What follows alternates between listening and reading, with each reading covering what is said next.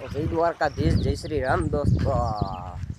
જો મિત્રો, અહીંથી આપણે આ શીપરા અહીંયા હતા, આ પાણા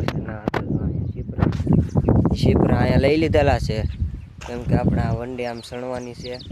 પછી તમને દેખાડી વ્લોગ બના રહેજો, લાઈક સબસ્ક્રાઈબ કરી દેજો. આપણે જોવો હા તમને પીપે દેખાય છે ને સીધો સીધમાં આ મંડો કરવાનો છે. એ સીધો સીધમાં ઠેઠવાલા અહીંયા સુધી અટકાવી દેવાનું છે. હા તમને ખૂણો નહીં દેખાતો હોય ના જઈને તમને દેખાડી.